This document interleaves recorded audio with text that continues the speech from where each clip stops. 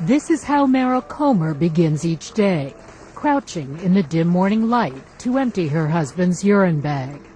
Just a minute, love, I'm coming. That accomplished, she removes his catheter and helps him out of bed. Okay, I'm going to swing your legs around. Hard.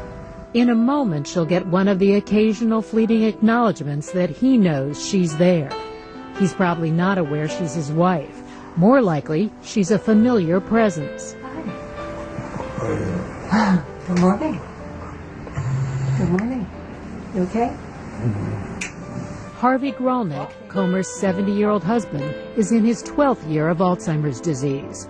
He's entering the final phases, when most normal human interaction ceases and patients completely withdraw. Let me check your eyes, love. Honey, we're having some problems with your eyes. As devoted as she is to caring for him, Comer told us she's now in her 12th year of something like hell. Comer's story echoes that of millions of families across the country coping with the ravages of this mostly untreatable and so far incurable disease. It's an equal opportunity destroyer. It doesn't care what color you are. It doesn't care how much education you have. It doesn't care how much money you have. It can destroy you. They may have exhausted their financial resources in addition to their emotional resources. There's actually always a second patient with Alzheimer's disease because the caregiver requires attention by the physician as well.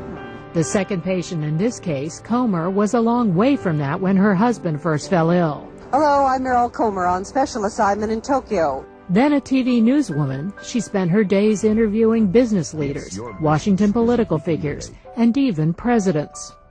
Divorced from her first husband and with a young son, Comer had married Grolnick in 1980. He was then at the peak of a prestigious career as a physician and scientist specializing in blood-related cancers at the National Institutes of Health. But in the mid-1990s, Grolnick was diagnosed with early-onset Alzheimer's and eventually had to leave NIH. I've seen enough cases to know that it has little or nothing to do with the use of the mind. I think there's too many successful, ambitious type A's who've gotten it to justify that theory. Comer eventually quit her job and became Grolnick's full-time caregiver. As often happens with Alzheimer's patients, he'd also become paranoid, delusional, and occasionally even violent. All personal care was a confrontation.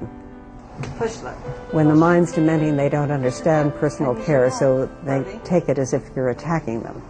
I had my front teeth knocked out in the hospital. Alzheimer's is not the gradual dementia that everybody thinks it is.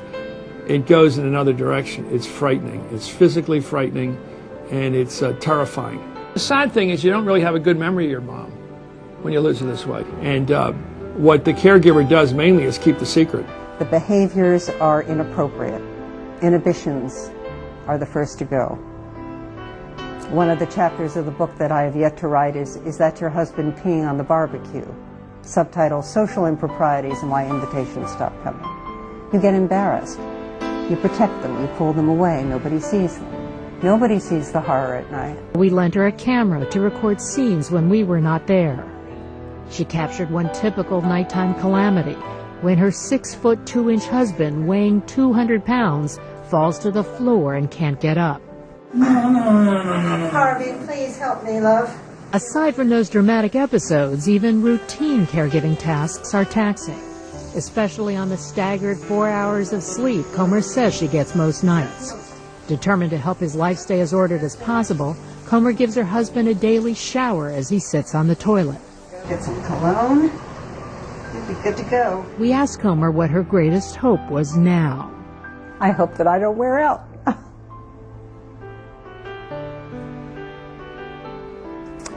Caregivers have a very bad rate. They tend to die before the patients, statistically, because of the intensity. So my wish for Harvey is that I just don't wear out or give up, or there's an episode where I can't manage it somehow. Until then, she says, they'll manage as best as they can.